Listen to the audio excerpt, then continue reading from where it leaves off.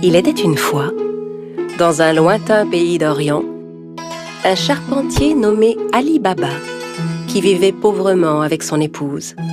Ali Baba allait souvent dans la forêt avec son âne pour y couper du bois et le revendre en ville.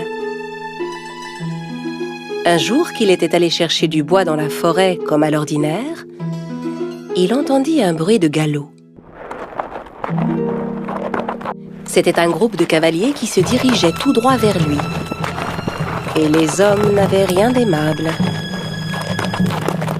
Ce sont certainement des voleurs. Je ferais mieux de me cacher.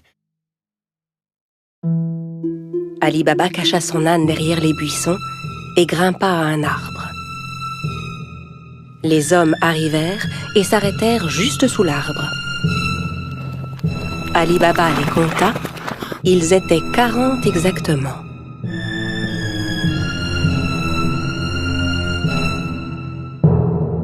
Les hommes déchargèrent les lourds sacs que portaient leurs chevaux. Et Ali Baba comprit alors que ces hommes étaient bien des voleurs.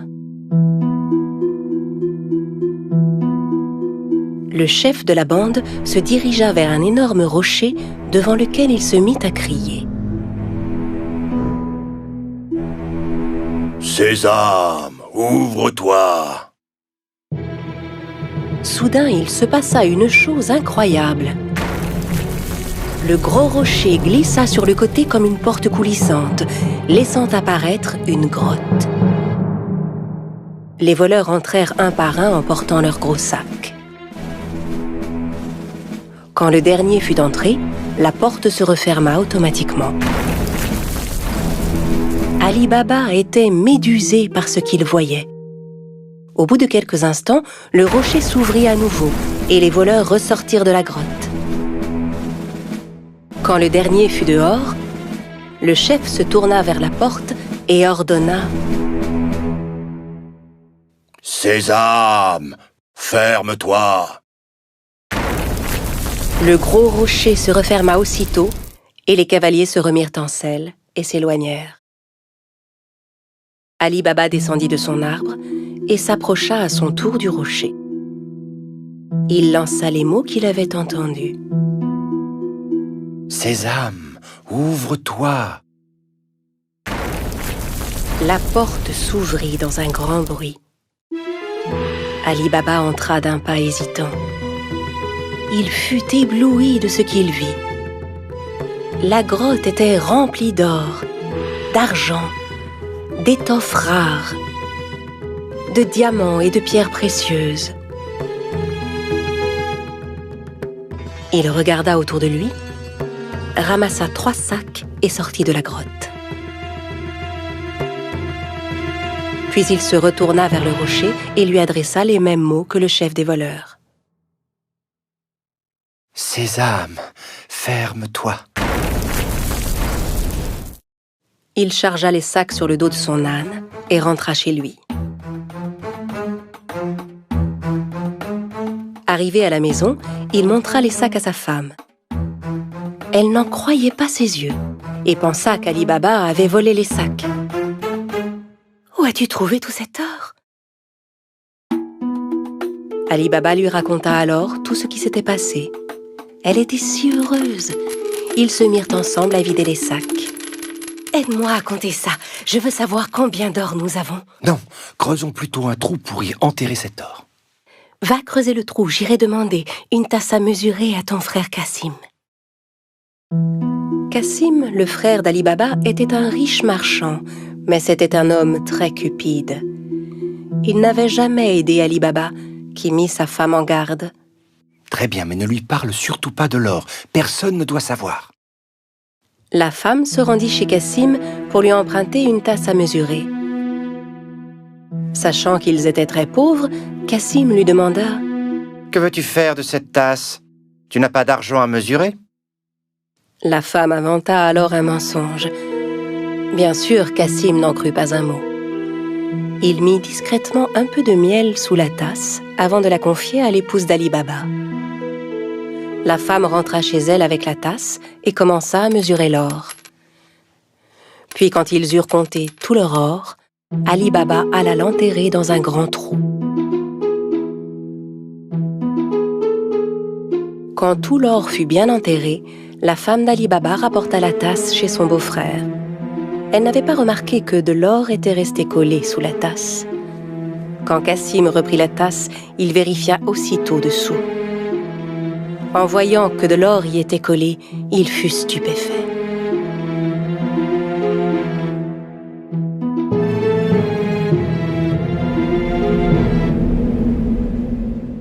Je me demande où Ali Baba a pu trouver cet or. Cassim ne put pas dormir de la nuit. Le lendemain matin, il se leva et se rendit directement chez son frère Ali Baba pour lui montrer l'or collé sous la tasse.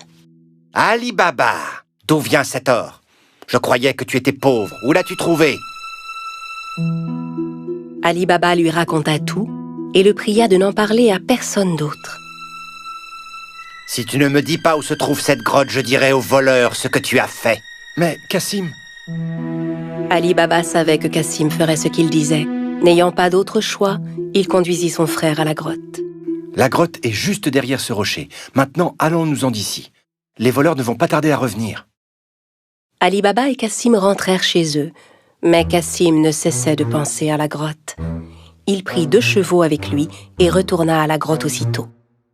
Arrivé devant l'entrée, il récita les mots qu'Ali Baba lui avait indiqués. « Sésame, ouvre-toi » Le gros rocher se mit à bouger et la grotte s'ouvrit. Cassim n'en croyait pas ses yeux. Il était fasciné par le spectacle qui s'offrait à lui, hypnotisé par tout l'or qui brillait. Le plus vite possible, il commença à remplir les sacs qu'il avait apportés avec tout l'or qu'il pouvait. Quand tous ces sacs furent pleins, il retourna vers la sortie. Mais la porte s'était refermée. Et malheureusement, il avait oublié les mots qu'il fallait dire. Il essaya toutes sortes de formules pour ouvrir la grotte. « Porte, ouvre-toi Rocher, ouvre-toi Grotte, ouvre-toi » Mais quels que soient les mots, la porte restait fermée. Cassim commença à paniquer. Il chercha une autre porte, mais n'en trouva aucune. Au bout d'un moment, les voleurs revinrent à leur grotte. Quand ils virent les chevaux de Cassim, ils se méfièrent et sortirent leurs épées. « Sésame, ouvre-toi »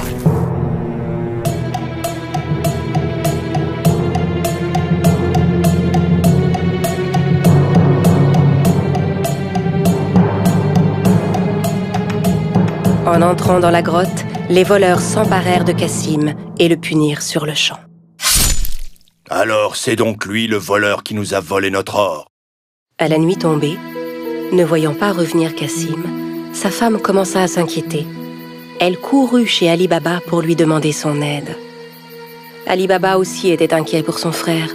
Il retourna à la grotte et vit les 2 chevaux qui attendaient devant la porte. Il comprit alors que son frère était à l'intérieur et qu'il s'était fait tuer par les voleurs. Il retourna voir sa belle-sœur et lui raconta tout.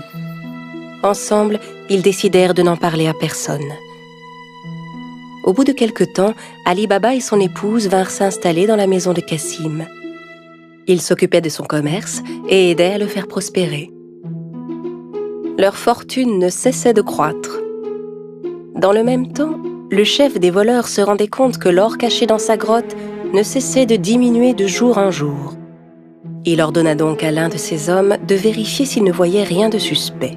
« Va en ville, cherche s'il n'y a pas quelqu'un qui serait devenu soudainement riche et dépensier depuis quelque temps. » En se promenant dans les rues du marché, l'homme vit Ali Baba qui payait ses achats avec de l'or. Il le suivit jusque chez lui. Quand Ali Baba entra dans la maison, le voleur marqua sa porte.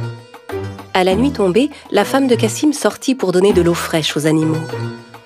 C'est alors qu'elle remarqua la marque qui était sur sa porte. Elle comprit que la marque n'annonçait rien de bon. Elle prit un pot de peinture et marqua toutes les portes du voisinage. Au petit matin, les 40 voleurs arrivèrent pour retrouver la maison d'Ali Baba.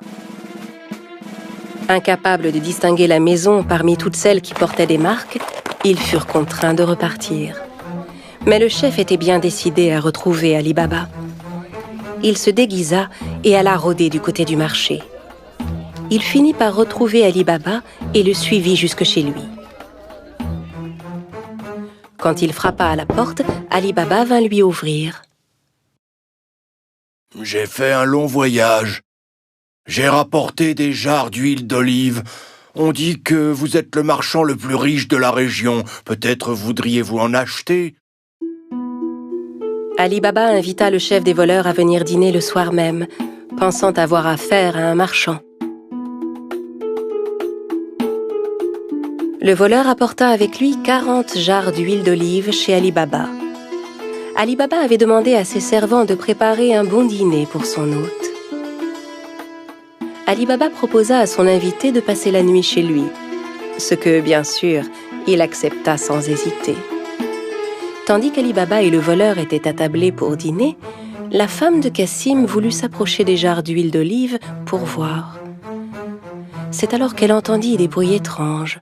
« On sort maintenant ?»« Non, pas encore. » En entendant que c'étaient les voleurs qui étaient dans les jarres et non pas l'huile, elle comprit que c'était un piège. Elle alla aussitôt à la cuisine pour faire bouillir de l'huile. Puis elle revint verser de l'huile bouillante dans chacune des jarres. Les voleurs ébouillantés s'efforçaient de garder le silence.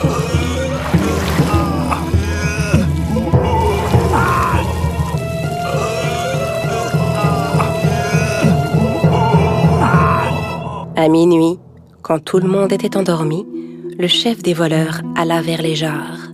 « Vous pouvez sortir maintenant. » N'ayant aucune réponse, il appela à nouveau.